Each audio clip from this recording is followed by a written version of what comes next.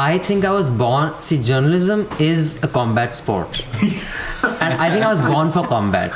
I am all the time ready for a confrontation. I know. Huh. So journalism was very obvious thing for me because confrontation is something that you always get in journalism, and since that is my default setting.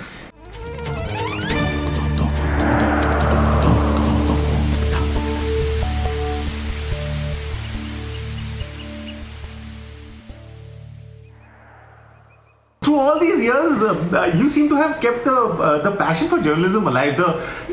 आप रस ले लेते हो journalism का अभी तक. Has it ever have the shoulders ever drooped? Have you ever thought of letting it go, taking a bit of a break, and not constantly having the back to the wall or the shoulder to the till?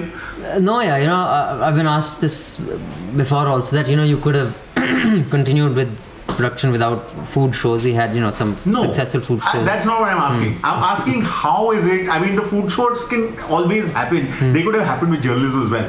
It's the fact that you seem to still be enjoying the taste of journalism in your mouth. I'll tell you why I thought of this. So I think it's got to do with personality type.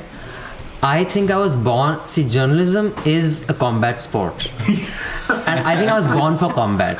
I am all the time ready for a confrontation. I know. Huh. So journalism was very obvious thing for me because confrontation is something that you always get in journalism, and since that is my default setting, it just I'm always happy. You've even been accused of pushing an agenda as well on which is fine. I mean, those accusations can be there. See, I don't mind being accused of being biased. I probably am, and every human being is biased. Only God and math are not biased. Maybe I have an agenda, but the problem is that I am not the editorial head of Newslaundry. And if you can fault Newslaundry on facts, do it. Or do your own reporting and get the facts right. Sure. Just saying कि इनका agenda है, ये है, वो है, तो ठीक है, that's fine. But अपनी stories of robust है ना.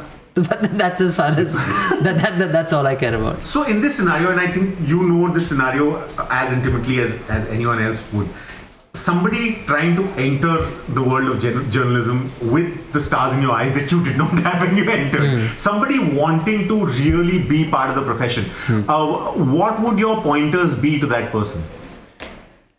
Take a job based on who you will be reporting to. I don't think, I mean, even I was not an enthusiastic entry. Sure. But once I got in, I was like, dude, this is it. Because I was reporting people like Kalpana and Madhu. So the people, it's not the organization, it's not the salary. See, your salary is going to come. I mean, unless you really need it, and I understand, people come from all sorts of economic stratas.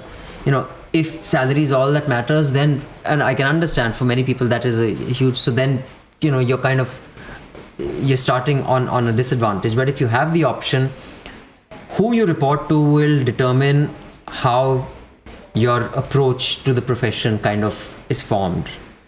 And as long as you respect that person and think that person is doing good work, that is what will determine how far you will go, how enthusiastic you'll be, how excited you'll be about your profession, and how idealistic you'll be. If the person you're reporting to is a jerk, no matter how good you are, they'll beat the enthusiasm out of you. So be very careful. So the question you should ask after your interview is done, say, thank you for the offer. Could you just tell me who I will be reporting to? Do a background check on that person and then take up the job. Have you met any of the Republic journalists? I know many of them, and I don't, blame all of them. Some of them have had the journalism beaten out of them. I mean, I've had very civil conversations with Arnab before he became this creature that he is now. In fact, Madhu and I were having coffee at Khan Market one day, and he was sitting at the next table. Khan Market, and so me and Madhu said, "Chalo, let's do to him what he does to others." So I put on my phone, and Madhu said, "Arnab, tell us. We want to know." And I said, "Kya kar rahe ho, kya?" He was so sweet. We put this up on Newslaundry also. It's there. Is there a video? Yeah, there's a video. So of course, my audio only packed up, but the video is there. And then we sat, and then we chatted. So, I mean, I just think that you got to be very careful the road you go down. Because one small compromise will lead to a bigger compromise, will lead to a bigger compromise. So over life, see, when you're 47, there a certain amount of cynicism is going to come up anyway. It shouldn't be there when you're in your 20s.